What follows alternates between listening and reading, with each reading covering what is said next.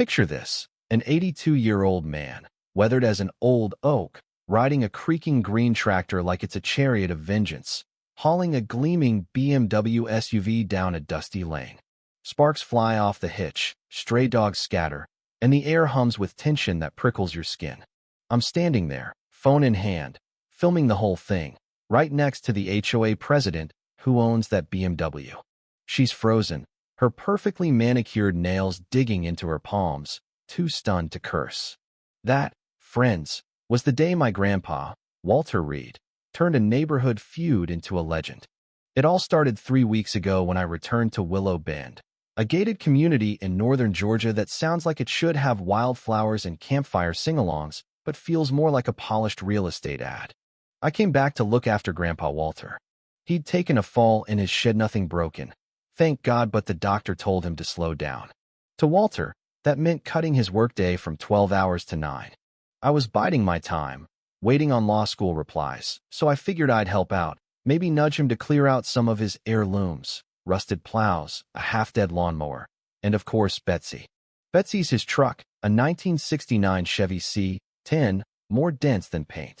It roars like a bear with a toothache, belches black smoke, and could probably tow a tank.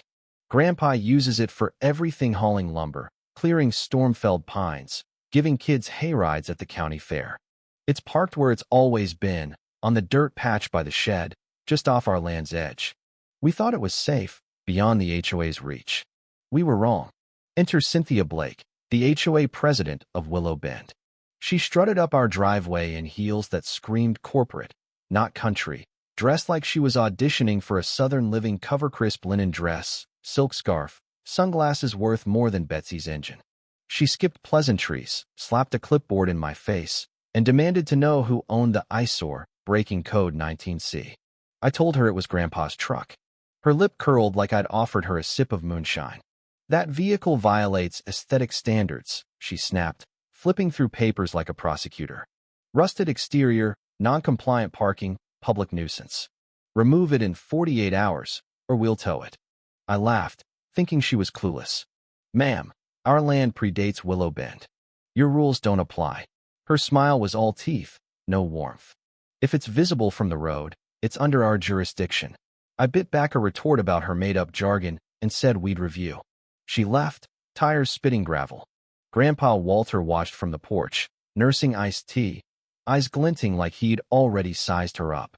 Meet Hurricane Cynthia, he said when she was gone. Tried to ticket me last year for my mailbox being too rustic. I suggested moving Betsy behind the shed to avoid hassle. He chuckled, spat a peach pit into the dirt, and said, "That truck moves when Cynthia beats me at poker." Not a day sooner. 2 days later, Cynthia was back, this time with a tow truck. It was a comedy of errors. The driver took one look at Betsy, scratched his beard, and muttered, "Ain't got a chain strong enough for that beast." Cynthia, face red as a summer tomato, waved her clipboard and barked, "Do your job." The guy tried, but after 15 minutes fumbling under Betsy's chassis, he gave up, saying he wouldn't wreck his rig. Cynthia stormed off in her BMW, yelling about escalated sanctions. Grandpa stood there, stroking his beard, memorizing her every word for a comeback. That night, our lights went out. Just ours. I grabbed a flashlight, checked the shed's backup generator, nothing. Then I saw it. The main wire, unscrewed and yanked loose. Not chewed or frayed, deliberate. I showed Grandpa. His eyes narrowed, the same look he gave me when I was 16 and tried sneaking his whiskey. "Someone's playing dirty," I said. He didn't answer, just ran a hand over Betsy's hood like she was a loyal dog, then said, "Cynthia wants a fight. Time to dust off old Bessie." Bessie was his 1967 tractor, a beast he kept polished under a tarp like a museum piece. That night, in lantern glow, he rigged a custom tow hitch to its back, hands steady as a surgeon's. I asked what he was up to. He winked. "Some folks only hear you when you speak their language."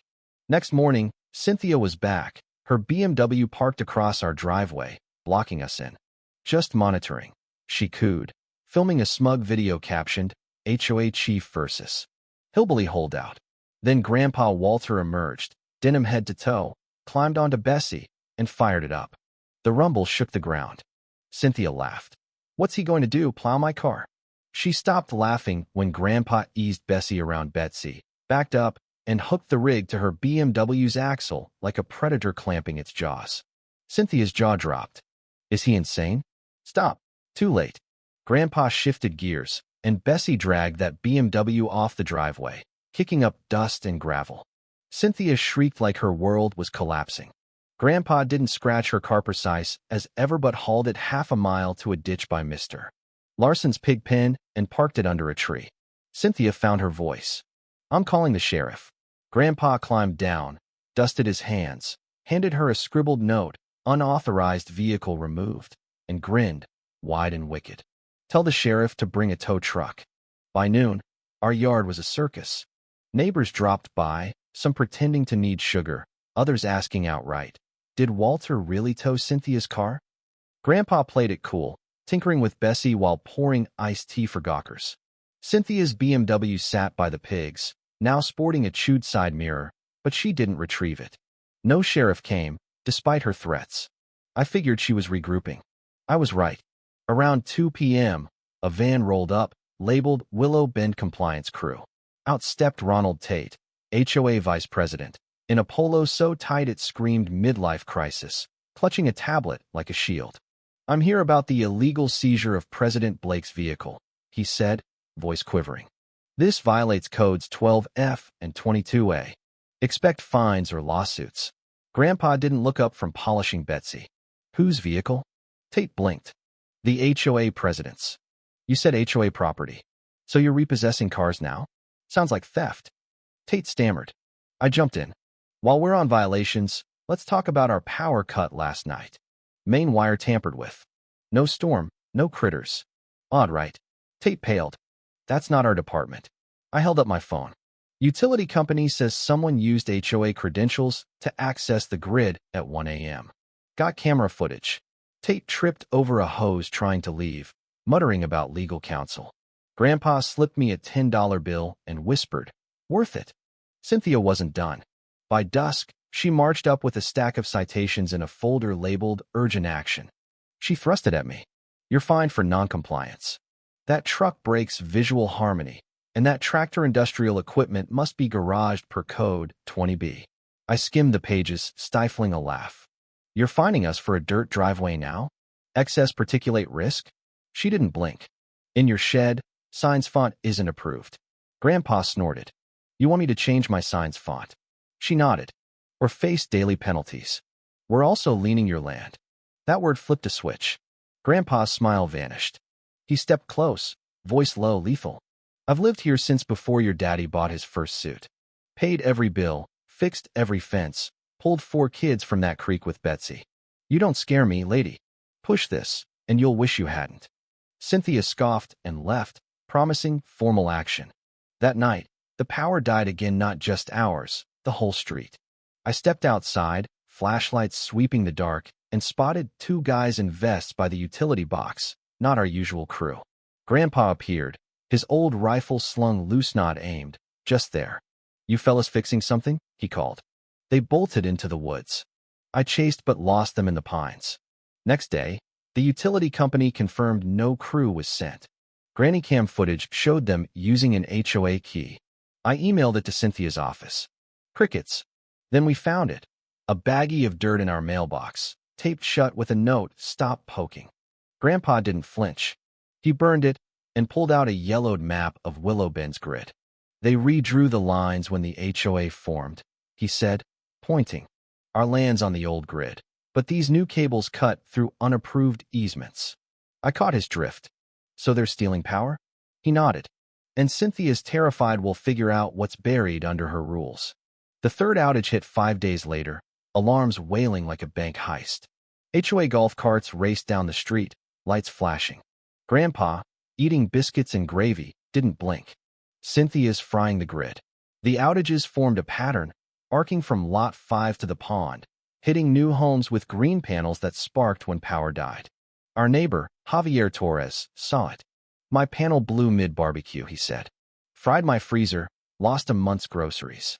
I tried pulling county permits online, blocked by a firewall. Not a glitch, a deliberate lockout. Even Grandpa raised an eyebrow. Either they're hiding something big, I said, or Willow Ben's sitting on a secret bunker.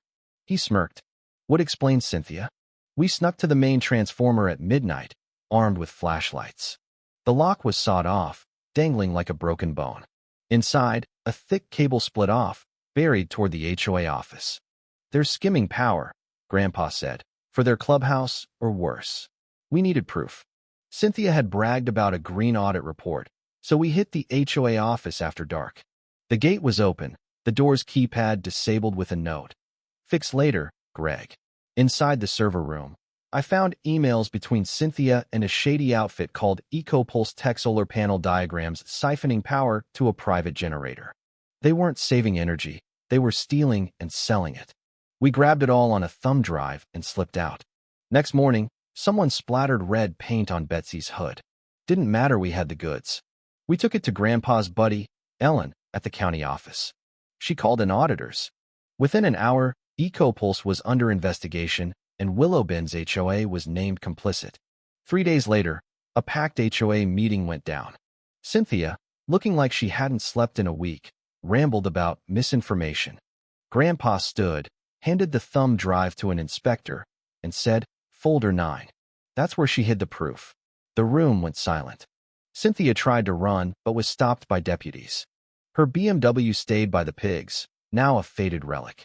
The real twist came on Lot 42, a scrubby patch marked Future Park.